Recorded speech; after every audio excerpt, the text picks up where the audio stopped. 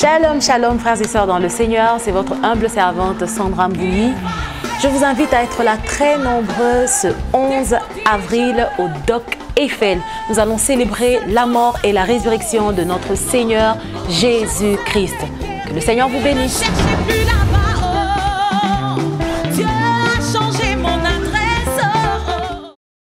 Mesdames et messieurs, bonjour, bienvenue sur Casarema, la montagne de l'Éternel. Ravi de vous revoir encore aujourd'hui.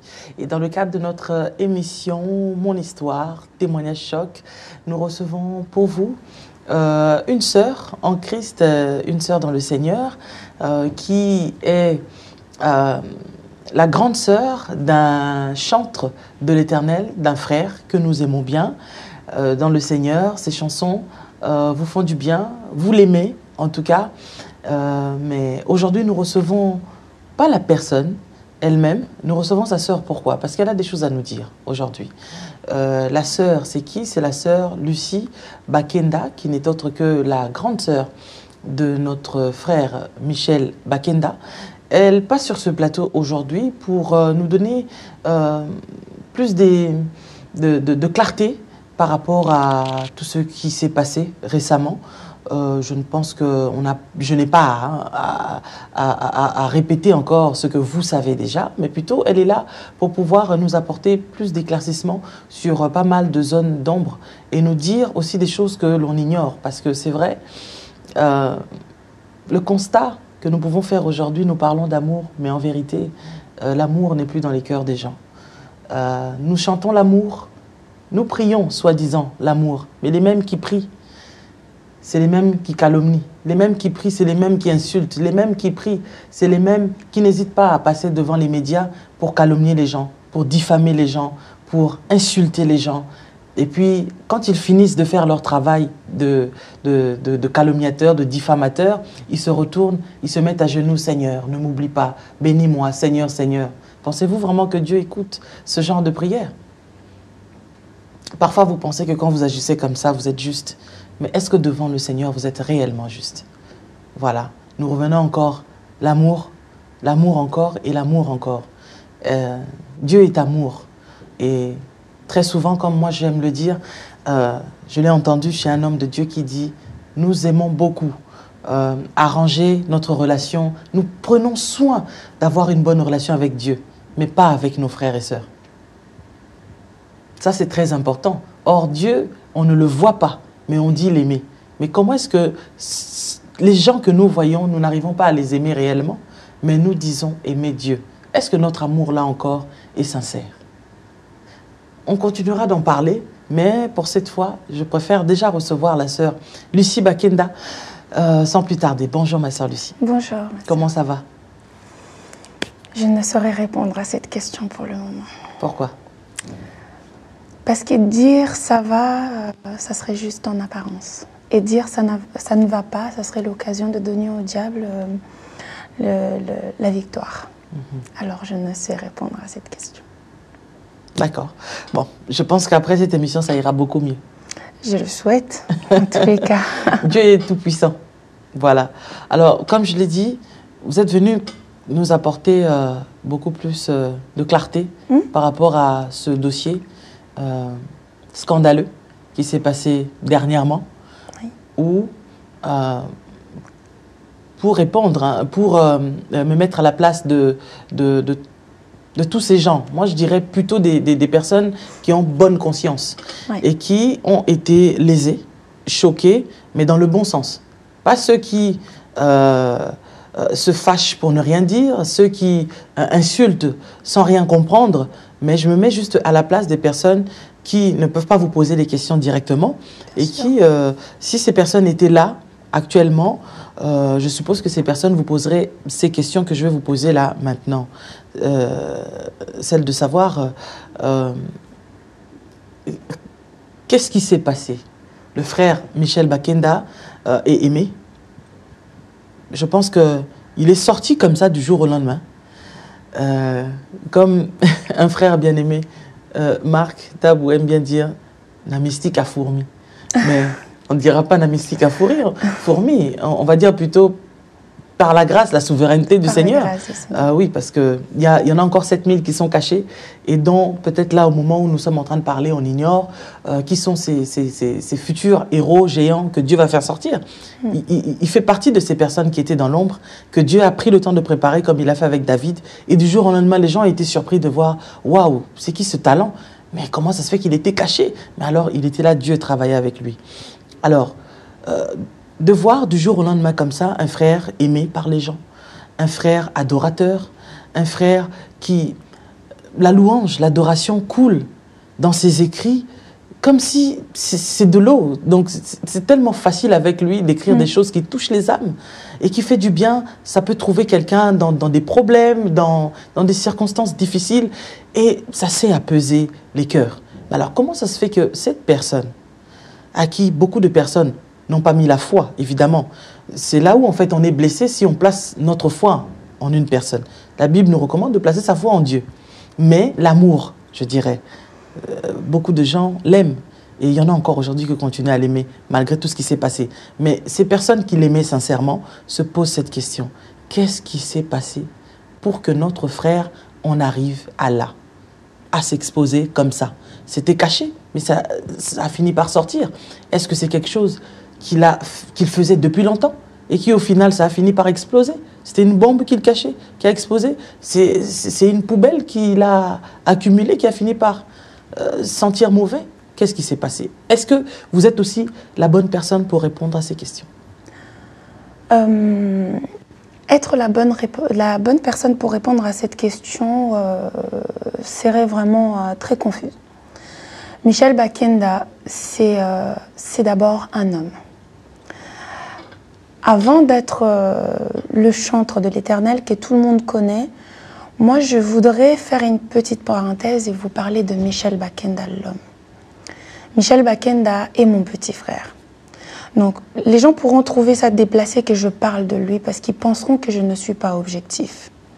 Mais je me mets à la place de ces gens qui l'ont découvert par ses chansons, ces gens qui l'ont découvert parfois à un moment où il passait par hasard. Michel est un homme à la fois timide et quand il prend son micro ou son stylo pour écrire, ça devient quelqu'un d'autre. Il est habité en fait. Par l'Esprit Saint. Par l'Esprit Saint, oui. Il faut préciser les choses. Je précise, il est comme habité. Moi, je dis ça parce que je le vois. Hein. Je peux l'appeler à 4 h du matin, il est au studio en train d'écrire ou en train de composer.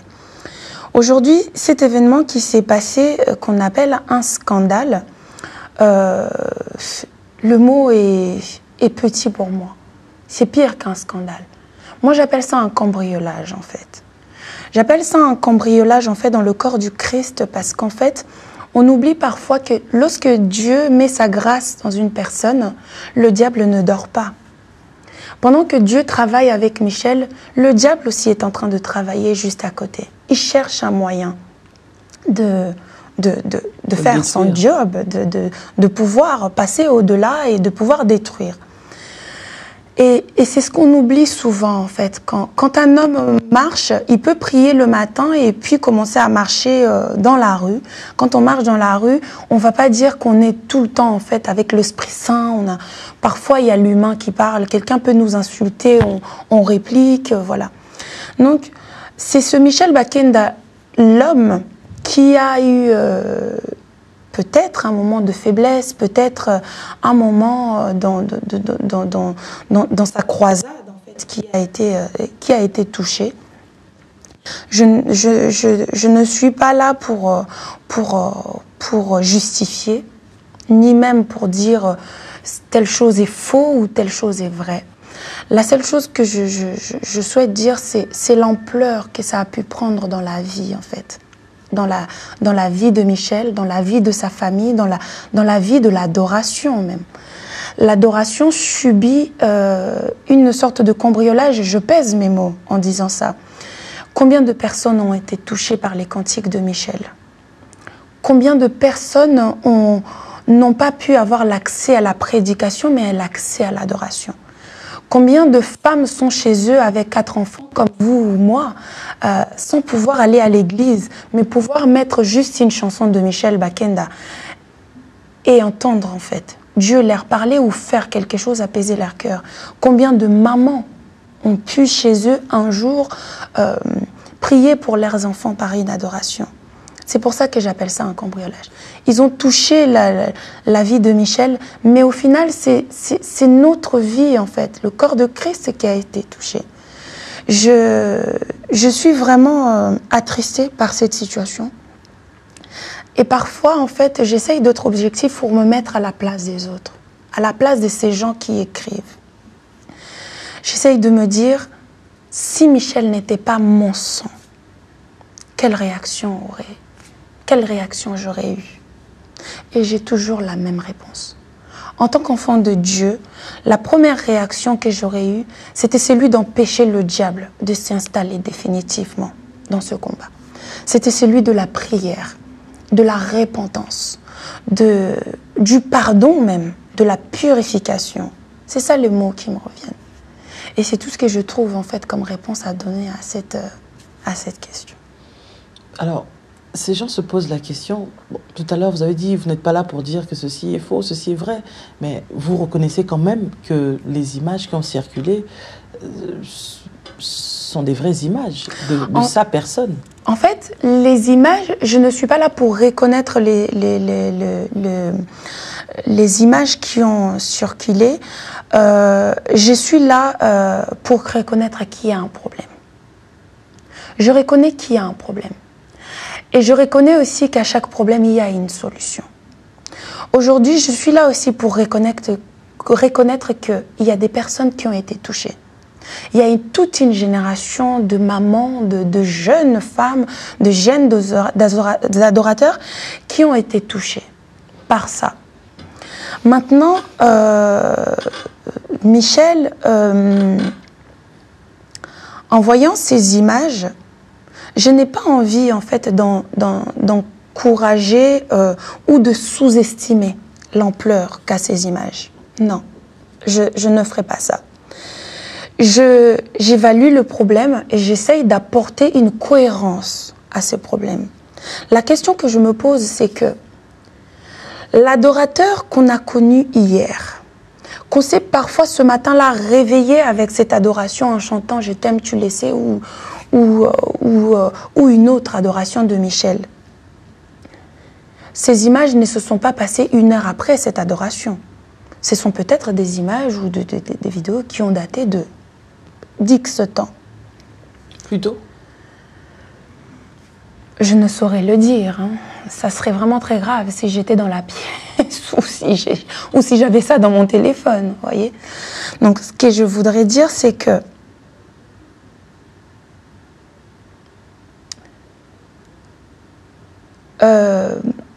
ne pas confirmer ne serait pas nier. Ne pas confirmer ne serait pas dire que c'est... Moi, je me mets juste à la place de ces gens qui ont été choqués et je me dis, pour rester objectif, j'ai envie de dire, je vous comprends. Mais est-ce que l'ampleur que ça prend mérite ça? Est-ce qu'aujourd'hui, nous faisons bien d'affaiblir, c'est le mot, d'affaiblir toute une famille, d'affaiblir cet homme de Dieu qui sert Dieu parce qu'il a fait une faute?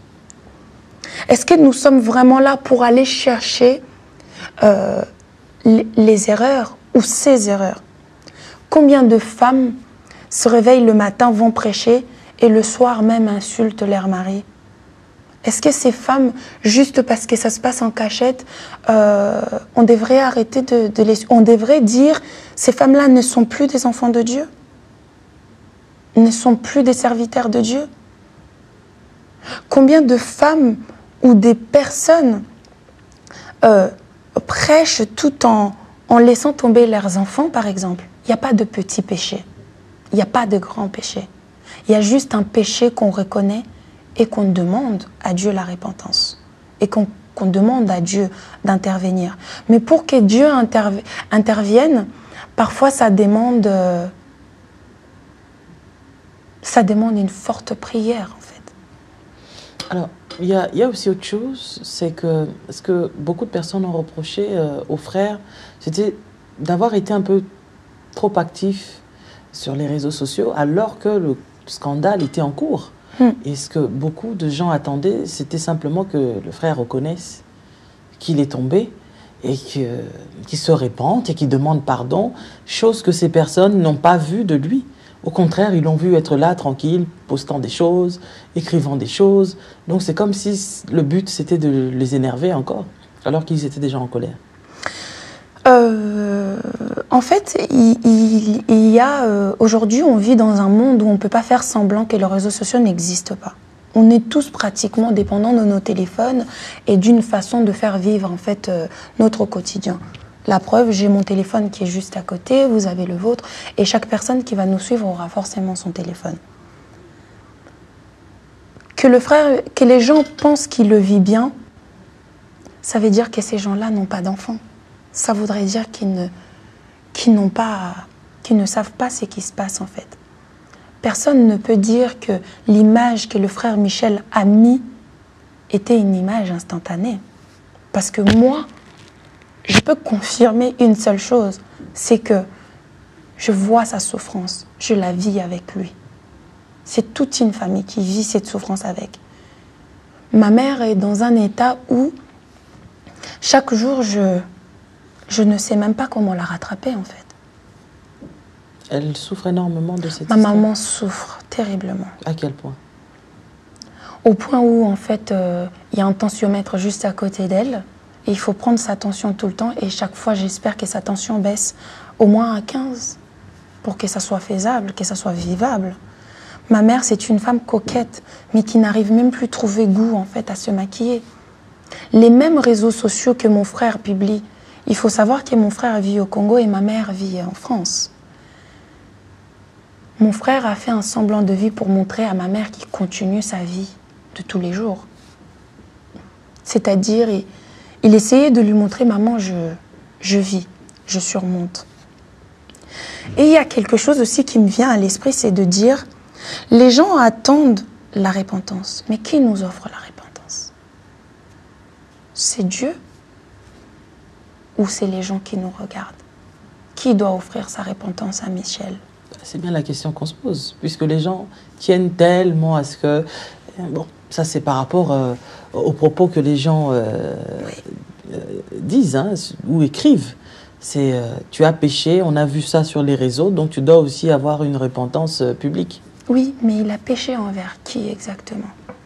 Moi, je peux comprendre que les gens ont été surpris, choqués, déçus. Ce sont les mots qu'on trouve dans le dictionnaire, le mot humain. Puis il y a des mots surnaturels qui n'appartiennent qu'à Dieu, comme le pardon, la repentance, la restauration. Ça veut dire qu'il y a un travail qui est fait dans la discrétion avec Dieu et il y a un travail qui est fait avec l'humain. Et ce travail avec l'humain, à quel moment on le fait? Parce qu'aujourd'hui, les gens peuvent être énervés de voir Michel vivre tous les jours. Mais qui sait vraiment ce que Michel traverse? Qui sait vraiment comment il vit ça? Peut-être que ce que les gens voulaient voir, c'est de le voir en train de pleurer, qu'il fasse des vidéos où il est en retraite, où il est par terre, en train d'implorer Dieu. Oui, mais ça serait satisfaire ces gens-là. Constamment pardon, je ne sais pas. Mais ça serait satisfaire ces gens-là. Finalement, on l'appelle comment, Michel? L'adorateur de Dieu. On ne l'a pas appelé l'adorateur de... Même pas moi, sa sœur. On ne l'appelle même pas l'adorateur de Lucie. Au final, on doit se mettre à la place de quelqu'un et surtout assumer aussi son statut. Nous devons tous assumer le statut de l'enfant de Dieu. Aujourd'hui, partons de ce principe que Michel a fauté. Et nous, maintenant, en tant qu'enfants de Dieu, on décide que finalement, il ne fait plus partie des enfants de Dieu. Mais c'est le moment où on doit tous s'unir et se lever justement pour dire « l'un de nous est tombé, allons le ramasser et relevons-le ». Ces gens-là, ce qu'ils disent, c'est pas notre frère. Parce que si c'était un chrétien, il allait déjà se repentir, il allait arrêter. Donc ce sont des gens, enfin, vous savez, je ne suis pas en train d'ajouter déjà ce que les gens disent. Vous voyez, vous lisez, et il y a tellement de choses, et parfois même c'est tellement horrible qu'on se demande comment est-ce qu'on peut aimer quelqu'un le matin et le midi, détester, parce que ça va quand même, ça se rapproche de la haine, certains commentaires. Il y a une personne dans ce monde qui se dispute tous les jours avec Michel, c'est moi. Mon frère et moi, on se bagarre depuis qu'on est petit. Il y a même une fois où j'ai pris, je ne sais pas si les gens connaissent, à Kinshasa, des fois on a, où on cuisine, là on met le charbon, c'est le mbabola là. Voilà. On était tellement en train de se disputer que je l'ai pris avec tout le charbon de feu dedans et je lui ai balancé en fait. Des fois quand je me dispute avec lui, on pourrait croire que je ne peux plus lui adresser la parole. C'est ça l'amour. Ah, donc vous estimez que la réaction de toutes ces personnes, c'est de l'amour? J'estime que chaque personne qui aura compris l'amour pourra accepter la déception et en faire une preuve d'amour. C'est-à-dire? C'est-à-dire que j'ai aimé Michel aujourd'hui, je ne connaissais pas son lendemain. Je n'aime pas Michel parce qu'il marche comme moi je veux. Je l'aime pour ce qu'il est.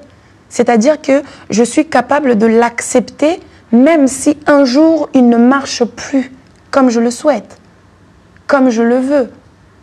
Aujourd'hui, ce que je demande, ce que je dis à ces gens-là, c'est que n'oublions pas la signification même de l'amour. N'oublions pas ça.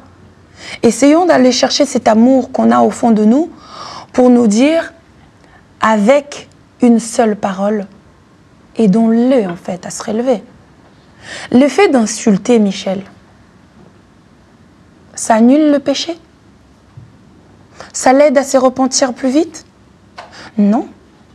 Ça donne juste au diable une occasion de se dire oh, moi j'ai placé, maintenant ça y est, j'ai peut-être ma place. L'adoration ne doit pas s'arrêter. Un adorateur, même sous son péché, il doit continuer à adorer Dieu. L'adoration est comme une sorte de dette que Dieu a avec Michel. C'est comme un crédit en fait. L'adoration, c'est sa manière à lui de se repentir. Moi, je voudrais rassurer tous ces gens qui pensent que Michel vit cette histoire comme si de rien n'était. J'aimerais rassurer quelqu'un, lui dire, il ne la vit pas, comme les réseaux sociaux pourraient le dire. Comment est-ce qu'il vit cela? Il vit ça difficilement. Encore pire par rapport à l'état de santé de ma mère. Un jour, il m'a dit,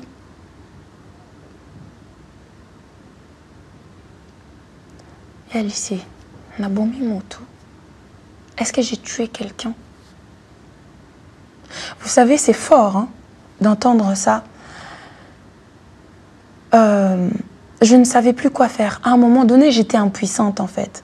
Je suis maman, je dois m'occuper de mes enfants. Je suis grande sœur, c'est-à-dire que je dois épauler mes petits frères. Je suis l'aînée de ma famille. C'est-à-dire qu'au-dessus de moi, je n'ai pas de grande sœur, je n'ai pas de grand frère. Ça veut dire que Paul tombe avec Michel, Michel tombe et moi, je dois les rattraper. C'est compliqué. À un moment, on est perdu. On ne sait plus quoi faire.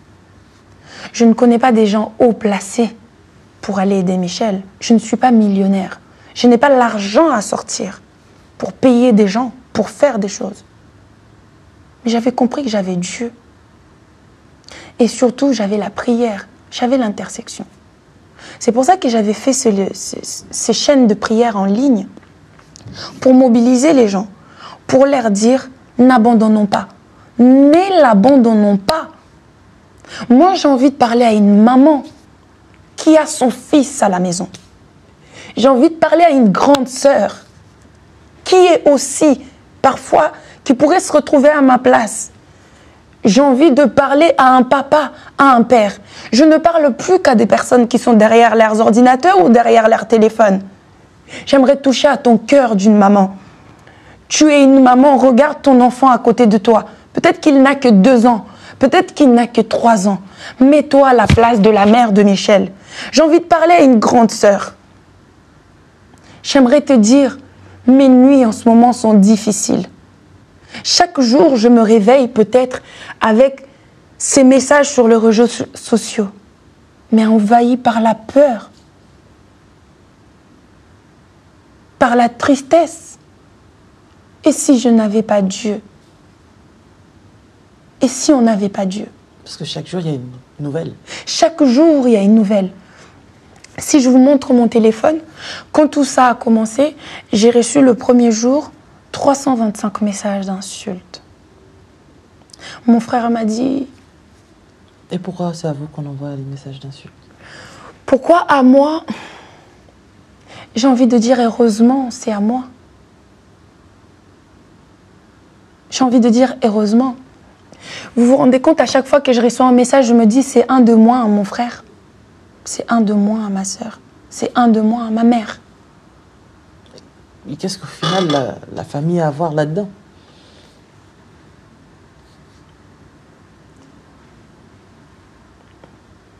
Je sais pas. Le sang. Parce que là, on arrive à un niveau où c'est toute une famille qui est insultée, en fait. Bah, c'est toute une famille qui est insultée, c'est toute une famille qui souffre, c'est toute une famille qui subit. Mais moi, j'ai envie de dire, qui n'a pas encore péché? Qui n'a jamais eu à pécher? Est-ce qu'on est au courant de tout ce que les gens font? Je n'en disconviens pas. La chose a été rendue publique et aujourd'hui, ça nécessite des réactions.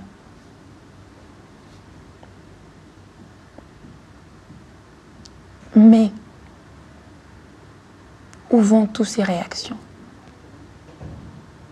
Doit-on oublier que tout d'abord, on doit rester solidaire?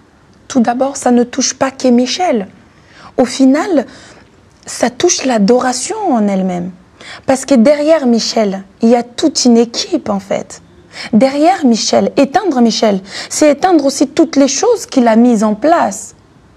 Moi, je sais ce qu'Acclamons Jésus tous les ans fait. Michel invite des gens qui viennent d'ailleurs. Michel travaille avec la fondation Michel Bakenda, travaille avec les orphelinats. Michel fait voyager ses musiciens partout, les aide à construire leur vie. J'ai envie de dire à une personne, tu as été déçu par une vidéo, par une photo. Et combien même il y en a 15 000 autres, même s'il y en avait 5 000. Y a-t-il pas une vidéo d'une seule chanson qui pourrait apaiser ton cœur? Doit-on perdre cette grâce que Dieu a mis en lui parce qu'on veut qu'il soit envahi par la honte? Parce qu'on veut qu'il soit envahi par la culpabilité? Moi, j'ai dit non. Le jour où mon frère a envoyé ce message de pardon, j'ai pleuré toute la nuit. Même ma grand-mère était à côté de moi en train de pleurer. J'ai posé une question à Dieu. Quel message il a envie de nous faire passer? Moi, je parle aux hommes de Dieu qui vont regarder cette émission. J'en vois certains qui interviennent pour dire « Michel Bakenda, il doit demander pardon, il doit faire ceci, il doit faire cela. » Je vous supplie maintenant de réagir pour me permettre de faire l'affront au diable. Allons chercher cette victoire ensemble. Parce que c'est nous-mêmes, en fait, au final, qui avons donné les clés au diable. Nous avons partagé cette vidéo, nous avons parlé.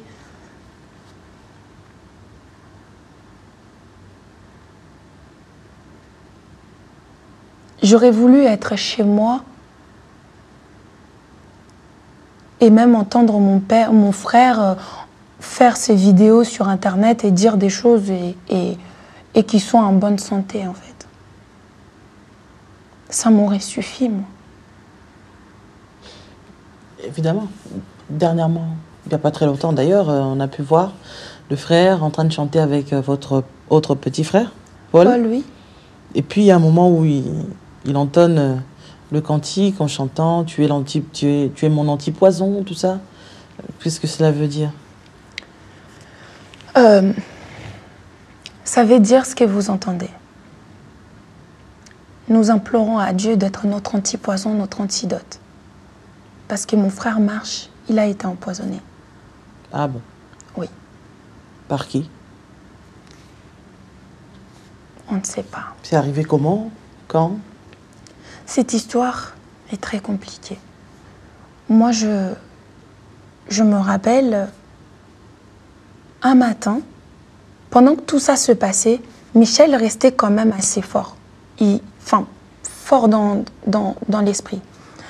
Pour vous dire ce que les gens ne savent pas, il se réveillait tous les matins vers 5 heures, il allait à la montagne. Il allait prier à la montagne. Et il redescendait vers le soir. Et puis il allait quand même au studio, il essayait de s'accrocher à quelque chose. Un jour, mon frère m'appelle, André, et me dit c'est bizarre, j'appelle Michel, mais il ne répond pas. Je peux vous montrer mon téléphone.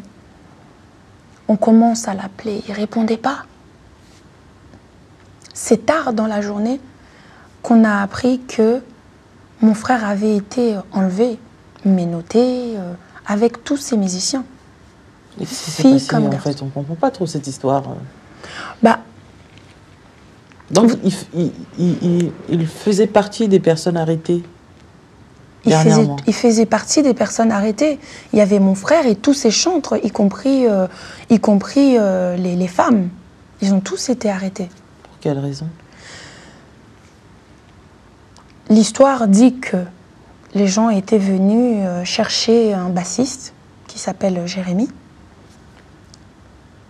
Mais pourquoi arrêter tous les autres? Pourquoi ménoter Michel? Pourquoi les ménoter? Pourquoi les frapper? Pourquoi leur prendre leurs objets personnels? Après le Zénith de Paris, Casarema vous invite à la méga célébration Pâques. Et samedi 11 avril 2020, venez découvrir les louanges et adorations orchestrées par Sandra Mbou. Ne me cherchez plus là-bas. Dieu a changé mon adresse. Lise Manzana. Puissance. Tabac. Puissance. Puissance. Gloire Grâce.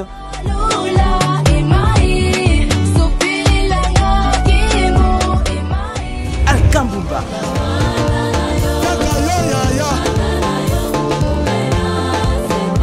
Kassikalala Chimpi. Et bien d'autres encore. Venez célébrer la Pâque dans ce méga concert avec les As du Gospel. La méga célébration Pâques avec Casarema. Réservation obligatoire, entrée 30 €.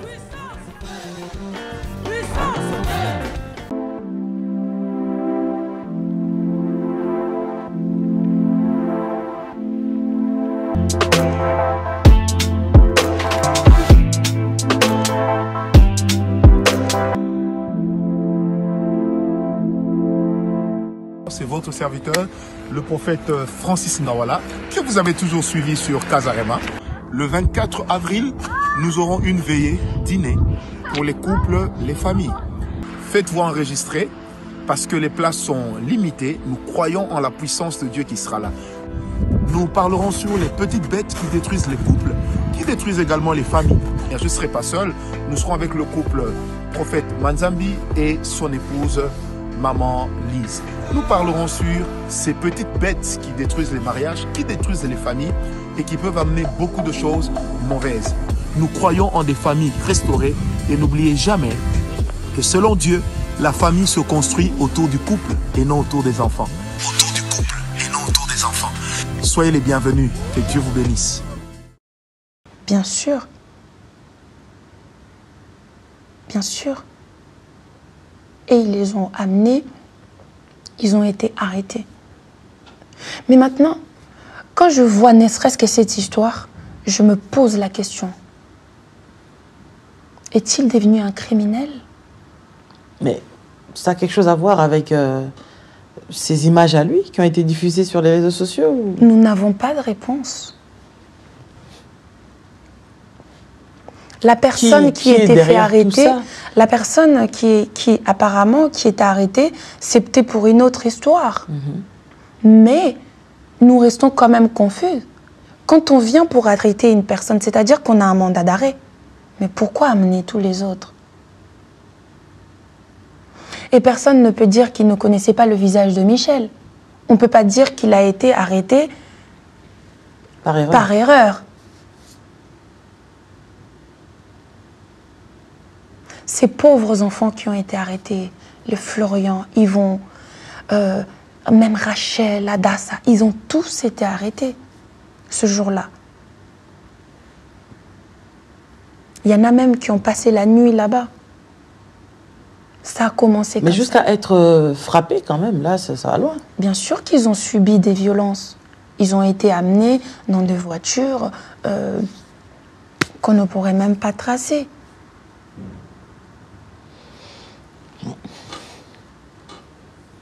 Et moi qui pensais qu'il commençait à avoir un peu de justice dans ce pays. C'est pour ça, en fait, que je n'ai pas les moyens que les autres auront. Le seul moyen que j'ai, c'est la prière, en fait. Le seul moyen qu'on a, c'est la prière.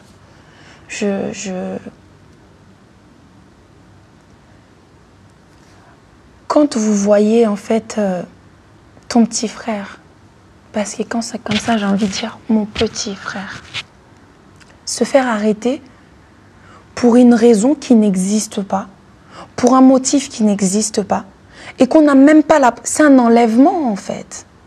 Tous ces jeunes. Moi, je me rappelle jusqu'à tard le soir, j'appelais Florian, j'essayais de savoir comment il allait, où il était. La femme d'Yvon était complètement paniquée. Ma mère s'est retrouvée à l'hôpital avec... Mais il n'a pas porté plainte? Non. Mais pourquoi? Parce que tous les jours, on entend que oui, on a institué un état de droit pour faire valoir le droit de chaque personne. Michel fait partie de ces personnes qui peuvent subir des choses en disant « Ya Lucie, Dieu va faire ». Jusqu'à maintenant, moi, je l'écoutais, en fait. Mais même par rapport au poison, on peut porter plainte contre X, quand même. Le problème, c'est que le poison, quand ils ont tous été libérés, Michel a été libéré le soir avec les chantres, les femmes. Sauf qu'une partie de son équipe est restée. Et quand c'était où, en prison, en garde à vue? Non, en prison, là-bas. Ils étaient là où on amène les criminels, en fait. Dans des conditions abominables. Waouh. Ces enfants innocents, que j'ai envie de dire, ont passé leur nuit là-bas. Mais au nom de quoi, en fait?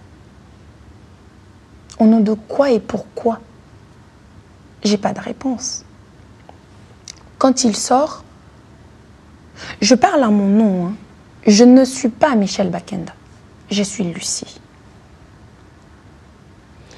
Mais les gens doivent me comprendre. Mais excusez-moi, est-ce qu'il est le seul à avoir été empoisonné? Aux dernières nouvelles, non. Parce que c'est comme ça qu'on l'a su. Quand Jérémy est sorti... Est-ce que le poison a un lien avec l'arrestation? Pour moi, oui. Parce que je ne comprends pas, en fait. Comment est-ce que Michel pourrait être empoisonné? Qui voudrait empoisonner Michel et pourquoi? Comment vous avez su? Comment on l'a su, c'est que quand Florian et Yvon sont sortis, Moi, j'ai essayé de les joindre pour savoir comment ils allaient et tout ça. Ils me disaient, Yaya, on va pas bien. Au niveau de la santé, ça va pas. Je me suis dit, mais comment ça? Enfin, ils les ont arrêtés et puis maintenant, c'est la santé, il y a un souci. Mais on est quand même resté encore vague là-dessus. On n'en parlait pas, on laissait. Et quand Jérémy est sorti, sa santé était vraiment mal en point, en fait. Il appelle Michel pour lui dire « Viens, faut aller faire des examens ». Donc, ils sont tous partis faire des examens. Je me rappelle, un matin, j'allais au travail. J'appelle Michel et il me dit « J'ai quelque chose à te dire. Mais il faut que tu sois forte. Il faut que tu le dises à personne. » À ce moment-là, j'avais plus le courage, en fait. Il y a un côté qui me disait, je ne vais pas savoir. Et un autre qui me disait, mais... Limite, en fait, je me disais, qu'est-ce qu'il y a encore? Il y a quoi qui s'est dit encore? Vous voyez, à ce moment-là, je me suis posé des milliards de questions, mais en espace de 5 secondes. Et là, il me dit, j'étais partie faire des examens. Ils ont dit que j'ai été empoisonnée. À ce moment-là, j'ai eu la sensation qu'on venait de sortir mon cœur et qu'on marchait avec, en fait. Comme si ma vie... Mais je devais rester forte parce qu'il venait déjà de me prévenir que il fallait que je sois forte. Si je m'effondrais, je le faisais s'effondrer, en fait. Je lui dis, mais comment on fait? Il me dit, je sais pas. Je lui ai dit, il faut aller à l'hôpital, faire des examens, scientifiquement parlant. On doit avoir un papier qui dit où c'en est, c'est quoi, pour trouver savoir. Et la première chose que je lui dis, c'est que tu as un visa de Canada, tu as un visa des États-Unis. Il faut que tu partes. Et c'est là où je me suis effondrée. Il me dit, moi je ne bouge pas. Il faut faire des examens à tous mes musiciens pour savoir en fait comment on fait. Si moi je pars au Canada et ils se font soigner comment? Évidemment, en tant que grande sœur, j'étais énervée. Je lui dis, mais tous tes musiciens, ils ont leur famille. Nous, on doit s'occuper de toi et eux aussi, leur famille doit s'occuper d'eux. Ce n'est pas toi qui les as empoisonnés, en fait. Tu es victime. Il me dit, non, je ne veux pas parler comme ça, et il raccroche le téléphone. J'avais perdu le peu d'énergie que j'avais, en fait, ce jour-là. Je me suis dit, mais comment je vais le dire à ma mère? Elle est déjà anéantie par des vidéos. Mais qu'est-ce que ça va lui faire, le poison?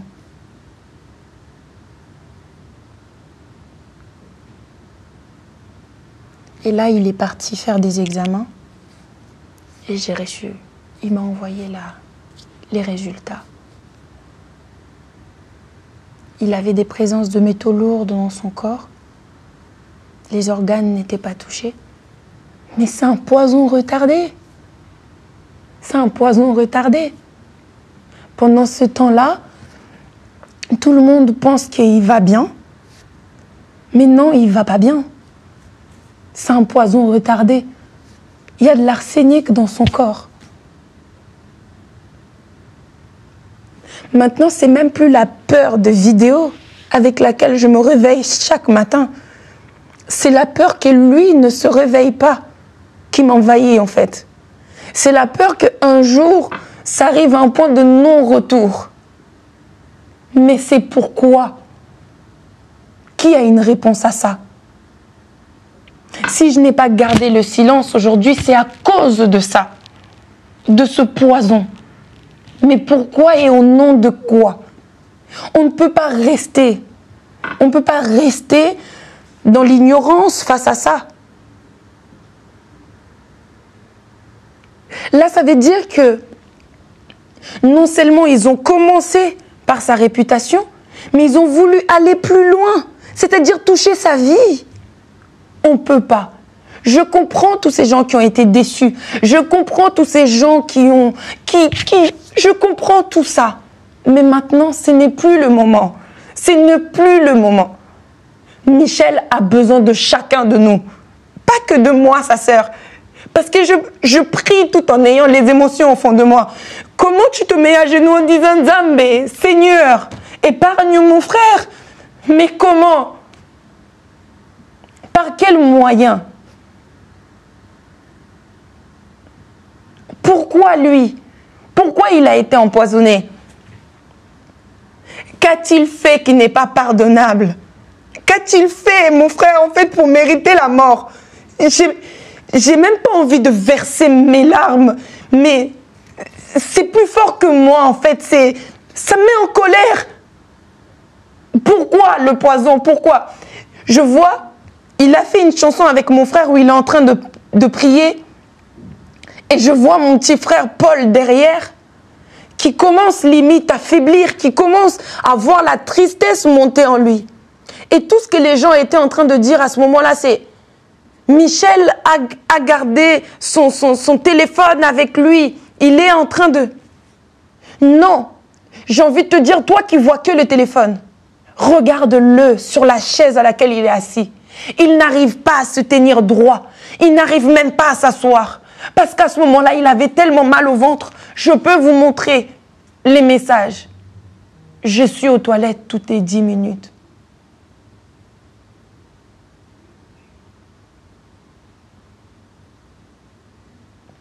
Oui, les choses sont faites. Oui, il s'est passé des choses. Et il y en aura encore et encore dans cette vie, dans la vie dans laquelle on vit. Ce n'est pas fini. Ce n'est pas fini. Mais nous n'avons pas le pouvoir de décider qu'un enfant de Dieu n'est plus un enfant de Dieu. Mais on a le pouvoir de la prière, c'est-à-dire de prier pour lui. Aujourd'hui, si mon frère meurt par ce poison, Seigneur, je ne veux même pas... C'est un mot que j'ai même pas envie de prononcer.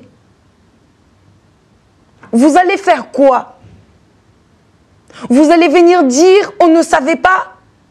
Les gens vont venir dire, ah, Michel Bakenda. Ils vont chanter ces chansons. Ils vont le publier sur les réseaux sociaux. Ils vont dire, je m'appelle Michel Bakenda. Non, je ne veux pas que tu t'appelles Michel Bakenda. Il y a déjà un Michel Bakenda. Mais je te demande juste ta prière. Et j'ai envie de dire, pourquoi tu es ma mère? Parce que pour moi, c'est une double peine, en fait. Pour moi, c'est une double peine. Mais est-ce que vous pensez que 99% des gens qui sont sur les réseaux sociaux sont sans cœur? Vous m'auriez posé la question juste quand il y avait que le scandale sans poison, j'aurais dit oui. Et aujourd'hui encore avec le poison, j'aimerais que quelqu'un arrive à me convaincre du contraire. Comment est-ce que je peux ne pas penser qu'ils sont sans cœur?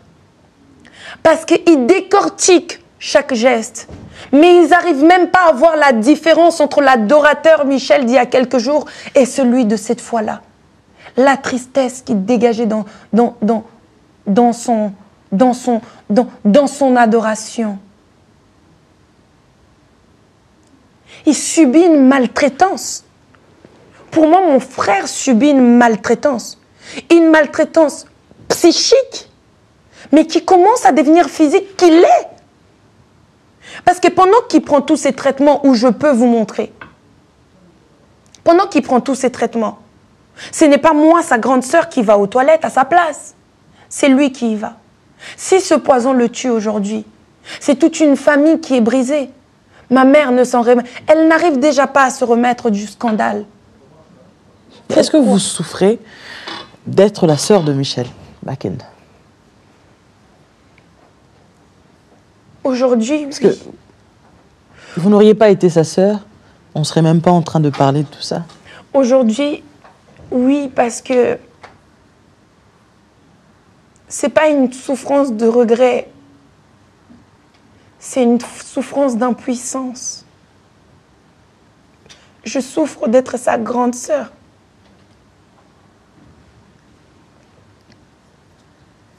Et j'aime pas verser mes larmes. Je souffre d'être sa grande sœur parce que je me dis, si Dieu m'avait mis l'aîné, c'est que forcément je devais faire quelque chose. Mais je suis impuissante face aux insultes, face à tout ce qu'il subit, face à ses larmes. Il y en a qui disent que, je sais pas, il a quel âge, il a un enfant qui a 18 ans, il a tué son père. Votre papa, il est vivant. Mon papa est en vie. Comme toutes les familles. Là, on ne veut pas rentrer dans les détails, hein, mais votre père est en vie. Mon papa est en vie. Et mon papa, c'est quelqu'un qui porte... Mais est-ce qu'il a un enfant de 18 ans? Michel, Ouais. il a un enfant de 18 ans. Bon, bah, à toi, mon neveu ou, ou ma nièce, bah, j'aimerais te rencontrer. Michel, s'il avait un enfant de 18 ans, bah, ça fait de moi... Waouh. Mais non, j'ai envie de dire, mais c'est absurde. S'il a un enfant de 18 ans, ça veut dire qu'il a eu son enfant avant même de commencer à servir Dieu. Pourquoi les gens parlent sans utiliser les preuves qu'ils ont? Ou même un peu d'intelligence? Si Michel a un enfant de 18 ans, l'album Dieu de ma vie est sorti quand? Mais il a quel âge d'abord, lui? Michel? Oui. Oh, il a 70 ans, d'après tout ce que j'entends. Moi, 72 et demi. Est-ce que c'est son âge qui a fait de lui l'adorateur qu'il est aujourd'hui? Non, parce que pour faire un peu la différence entre l'enfant de 18 ans, peut-être que... Mais limite, j'ai même pas envie de perdre mon temps à la faire, la comparaison. Franchement. Bah, dites-nous si c'est vrai ou si c'est faux, tout simplement. Non, là par contre, depuis tout à l'heure, j'ai envie de vous dire, c'est faux. C'est faux. Michel n'a pas un enfant de 18 ans. Par rapport à son âge ou... Mais par rapport à l'enfant tout court. Il n'a pas un enfant de 18 ans. Parce que je vais vous dire quelque chose. Même si mon frère avait un enfant, moi, je l'aurais élevé, moi, en fait. On jette pas son sang. Pourquoi? Parce qu'il sert Dieu. Il refuserait d'élever son enfant. Mais même Dieu lui-même l'aurait déjà chicoté. Mais ça serait même un péché encore plus grand que tous les autres péchés. On a dit qu'il n'y a pas de dimanche. Non, mais attendez. Où va le monde? Bah, nous sommes déjà en train d'approcher vers la fin. Il y a une question que je suis sûre les gens attendent que je la pose. Quand va-t-il se marier? Parce qu'il y en a qui disent, bah, le problème de tout ça, c'est le refus de vouloir se marier. Est-ce vrai? Ce n'est pas un refus de vouloir se marier. Comme tout le monde, moi aussi, j'espère encore plus ces gens-là. Voir mon frère se marier, avoir des enfants. Ça sera l'un des plus beaux jours de ma vie. Et pourtant, vous savez, j'ai quelque chose que je vais dire que je pense que même Michel lui-même ne sait pas. Et que moi, je finis par comprendre avec mes frères. Il y a des hommes qui ont peur de l'engagement et du mariage, et il y en a qui ont peur du divorce. Un homme qui a peur de divorce, c'est pire qu'un homme qui a peur de l'engagement. Parce que celui qui a peur de l'engagement peut se dire, au point où j'en suis, je vais me marier. Si ça marche, ça marche. Si ça marche pas, ça marche pas.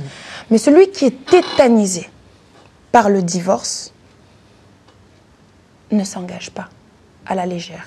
C'est son cas? Oui. Je pense que mon frère, nous, on a vécu le divorce. Et on n'a pas envie d'éterniser le divorce dans nos vies, en fait. Nous, on n'a pas envie que ce divorce saute des générations. Ça veut dire qu'aujourd'hui, quand mes frères rencontrent une femme, je pense qu'il ne voit pas le mariage, parce que pour lui, le mariage est une évidence. Il voit, est-ce que cette femme pourrait m'amener au divorce? Mais c'est une conversation qu'en tant que grande sœur, parfois j'aurais dû avoir avec eux. Faire confiance à Dieu, ça engage deux personnes. La preuve en est aujourd'hui, si on en est à là, j'ai envie de dire, c'est parce qu'il a décidé à un moment donné de faire confiance à une personne. Vous voyez ce que je veux dire? Parce que même si dans des publications, il y a 90% de faux, il y aura toujours 10% de vrai. Et ce 10% viennent de quelque part.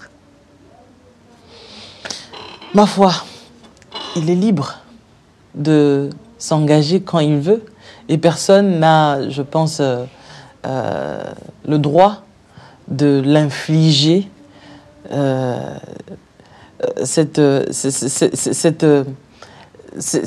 je ne veux pas dire écharde, cette envie hein, de forcer à cette personne, marie-toi, tu es obligé de te marier.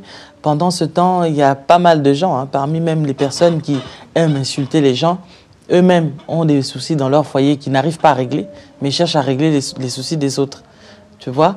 Donc, eux-mêmes, ils ont des hommes dans leur maison qui sont infidèles, mais ils sont mariés.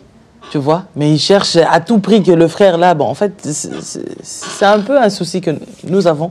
Bon, on va essayer de sortir de là. Je pense que le plus important, c'était ce que vous avez dit. Comment est-ce que la famille est en train de vivre tout cela? Toi, sa grande sœur, la maman, le papa, les frères. Comment est-ce qu'ils vivent tout ça? La famille, parce qu'en fait, bon, après, ça c'est la famille proche, mais il y a aussi toute cette grande famille élargie, les cousins, les cousines, les nièces, les neveux. Parce qu'on est fiers quand on a une étoile qui brille dans la famille. Mais quand l'étoile commence à... Mais ça fait mal. Il y a aussi une famille, chose que j'apprécie beaucoup et je souhaite l'éclairer. Michel a une famille en Christ qui ne lâche pas. Vous savez, j'ai une yaya, j'ai envie de dire, Molicho. Elle est en province.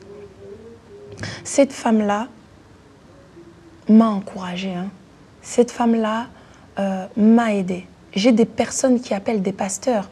Moi, la dernière fois, je ne dormais pas, j'étais chez moi dans mon lit. Pour vous dire très honnêtement, je ne me rappelle pas de c'est quand la dernière fois que j'ai dormi. Jeudi dernier, j'étais au travail en train de servir une ordonnance et je tombe. C'est là où j'ai compris que même ma santé ne pouvait plus suivre. Je tombe. J'ouvre les yeux, j'étais par terre. Le pharmacien qui est à côté de moi essaye d'appeler les pompiers. Cette histoire, c'est une histoire qui prend beaucoup d'ampleur. Vous savez, à la prière en ligne qu'on a fait vendredi dernier, j'étais dans ma chambre, parce que quand je prie, je m'enferme dans ma chambre.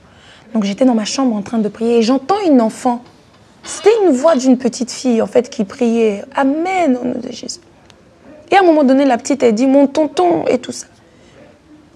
Vous savez, j'étais vraiment... Ça m'a... touchée. Et là, j'ouvre la porte de ma chambre et je vois ma fille avec le téléphone fixe. Elle était en ligne. Ma fille a 7 ans. Elle était en ligne, entourée de ses frères et sœurs. Même mon fils qui a 2 ans et demi ne pleurait pas. Il ne criait pas. Ils étaient assis dans la chambre avec ma petite sœur de 12 ans. Chacun avec son téléphone, en train de prier. C'est là où j'ai compris que la prière était notre seule arme. Si ma fille de 7 ans avait compris que ce moment où on prie pour son tonton, sa voix va changer quelque chose, pourquoi pas toi? Pourquoi pas toi, une maman qui a été déçue par ce vidéo, qui a été déçue? Pourquoi ne pas aider ma mère? Pourquoi ces gens ont attaqué ma maman? Aujourd'hui, sa santé en dépend. Maintenant, je vous demande le schéma inverse. Maintenant, je vous demande le schéma inverse. Mon frère ne m'aurait jamais donné l'autorisation de venir vous voir. Mais vous savez, à un moment donné, hein, moi, je ne veux pas l'enterrer. Qu'est-ce que j'en sais si les personnes qui l'ont empoisonné ne vont pas revenir chercher de finir le travail? Combien de foyers, même des adorateurs, ont perdu leur famille comme ça, sans qu'on le sache? Mais il y a une chose aussi qui vous fait mal, c'est que dernièrement, on faisait circuler une photo, mais en fait, qui s'avère être votre enfant. Oui. Dernièrement, ils ont fait circuler une photo en disant « L'enfant ressemble à Michel, regardez ses yeux et tout. Oh » Moi, je dis à ma mère, l'enfant a 2 ans. Apparemment, maman, c'est pas grave et tout. Mais j'osais même pas appeler mon frère pour lui dire, mais apparemment, l'enfant te ressemble en fait. Et à ma grande surprise, quand je reçois la fameuse photo, je regarde, mais c'est mon fils. Mon fils s'appelle Michel, hein, mais ce n'est pas moi qui ai choisi. Quand mon fils est né, son père a dit, mais t'as accouché ton frère ou quoi? On l'a appelé en 2e nom Michel. Quand tu lui poses la question comment tu t'appelles en français, il dit Jaden. Kombo Nayona Nyaningala, il dit Michel Bakenda. Donc, et c'est la photo de mon enfant. Mais cette photo n'est pas sur les réseaux, n'est pas sur le Facebook de mon frère. Où est-ce que ces gens-là ont trouvé cette photo? Waouh! Bon, après ces choses, parlons un peu de votre frère Paul, qui lui aussi est en train de se préparer. Oui. Il se prépare dans la chanson déjà, on a pu le voir. Oui. Il y a quelque chose que vous préparez déjà pour bientôt? Oui, il y a quelque chose qui se prépare. Il y a un album qui s'appelle Le chant de mon cœur, qui est en préparation depuis un petit Bizarrement, moment. il chante comme son frère. C'est pas bizarre. Hein. Pour moi, ce n'est pas bizarre. Aujourd'hui, j'ai un autre jeune frère qui s'appelle André. Il chante. Quand il chante, on pourrait dire, on dirait Michel. D'accord, donc c'est mais un lui don. ne chante pas. C'est ce que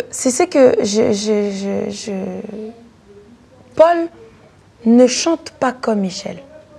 Paul chante, Michel chante. Mais ils ont un don, chacun a son don.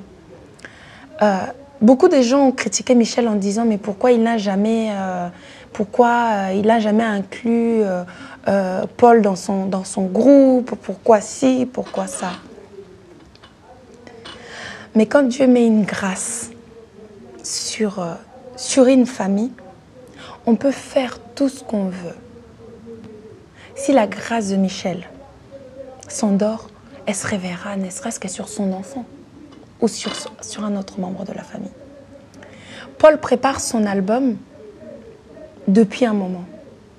Mais cet album est l'album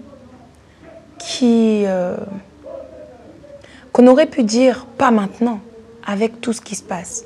Mais c'est le moment. C'est le moment, cet album est en préparation, nous allons le sortir. Cet album, j'espère de tout mon cœur que Michel va s'investir dans cet album parce que c'est un don qu'il a. On ne va pas le laisser s'endormir, en fait. Moi, j'ai assez pleuré. Hein. J'ai assez pleuré. J'ai assez pleuré. Et puis, j'ai dit à Dieu que les mots qui ne sortent pas de ma bouche, qu'il entende de mes larmes. Jouer, ça serait facile de se jeter par terre. Vous savez, c'est facile de trouver des larmes, surtout nous en tant que femmes. Il suffit que tu penses à quelque chose qui t'avait énervé hier, hein, ça va sortir. Mais il y a des moments où la sincérité doit parler. Je pense que chacun de nous, dans sa maison, doit faire appel à la sincérité dans la carrière de Michel. S'il vous plaît. Tu es une grande sœur. Tu es une mère. Si tu n'as pas pu trouver... Là, on passe au mot de la fin, hein, directement. Oui. Si tu n'as pas pu trouver cette force pour Michel, trouve-la pour ma mère. Et donc, cette maman qui a porté le fruit de son amour dans son ventre et qui voit le monde essayer de le lui prendre. c'est insurmontable en fait. Et c'est surtout insupportable.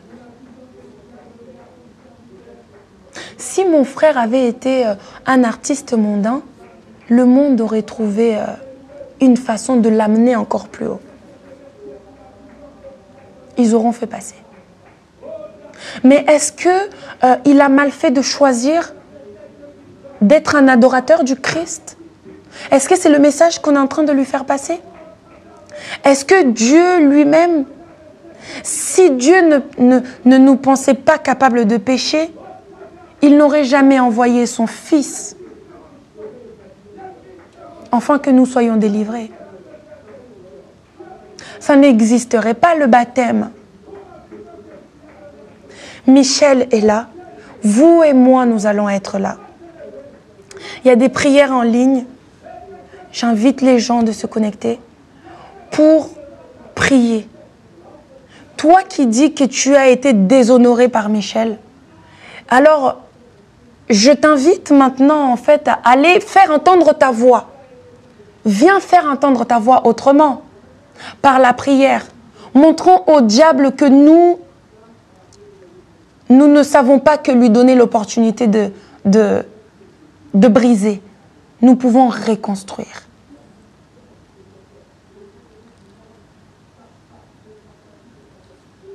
L'album de Paul est en préparation.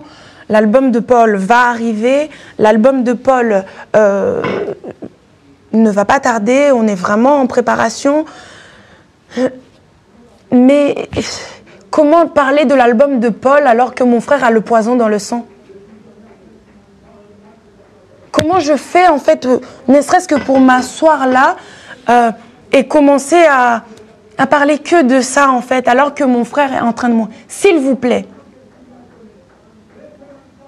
dites en même temps que moi qu'il soit l'antipoison. Si votre colère fait qu'aujourd'hui la vie de Michel en dépend, alors oubliez votre colère et venez prier avec nous. Si vous permettez, je peux donner le numéro en ligne.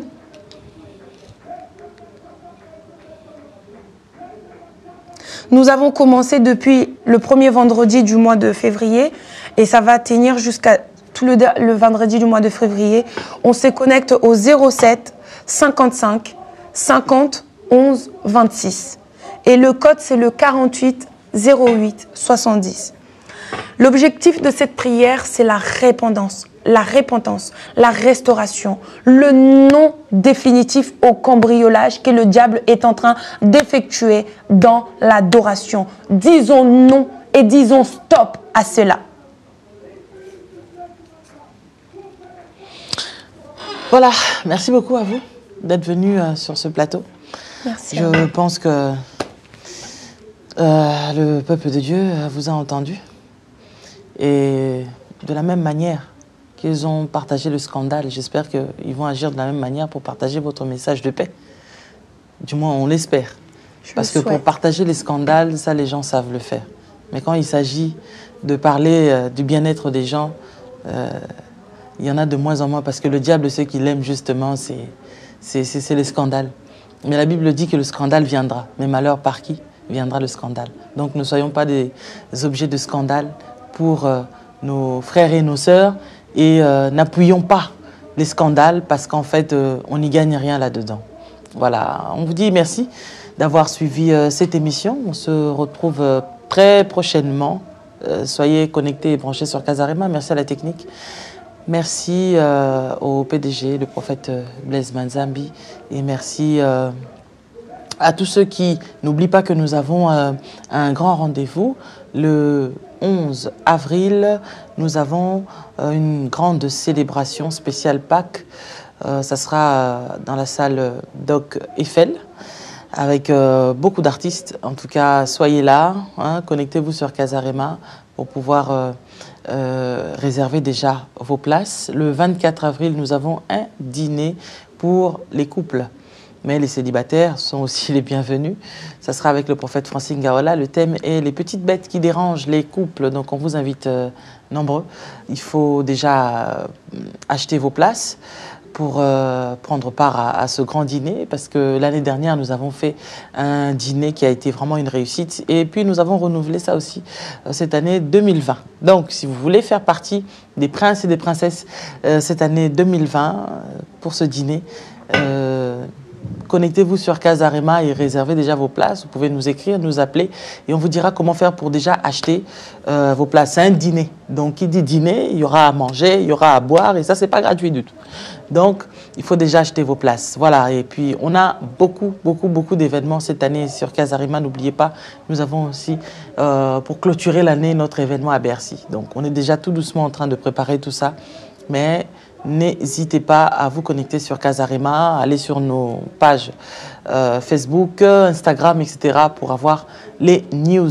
Voilà, et n'oubliez pas aussi de soutenir Casarema par vos dons. Vous avez les coordonnées qui s'affichent au bas de l'écran. Envoyez-nous vos dons par virement, par chèque et tout ça. Là. Ceux qui aiment l'œuvre de Dieu et qui aiment contribuer pour l'avancement de l'œuvre de Dieu, n'hésitez pas à faire parvenir vos dons pour l'avancement de cette œuvre. Que Dieu vous bénisse. Aimez, partagez, commentez, mais sachez que tous ceux qui commentent en mal, on supprime. Hein? Vous le savez. Que Dieu vous bénisse. Bye bye.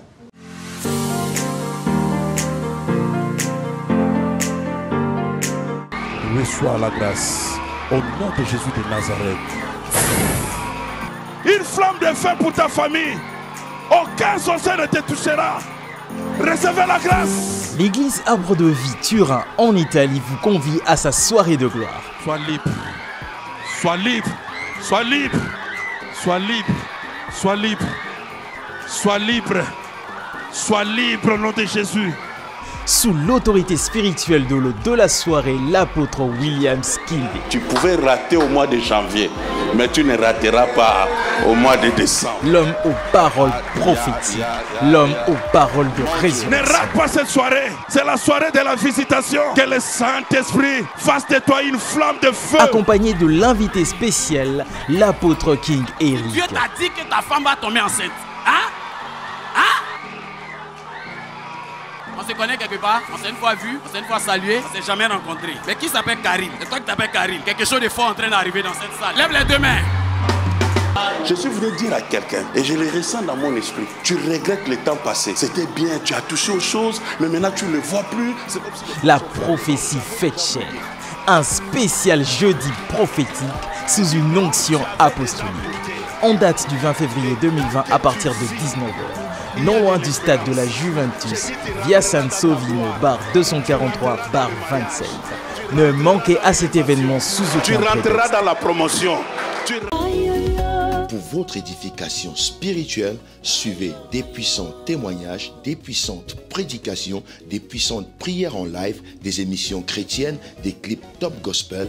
Abonnez-vous dès maintenant sur notre nouveau compte YouTube Casarema Satellite.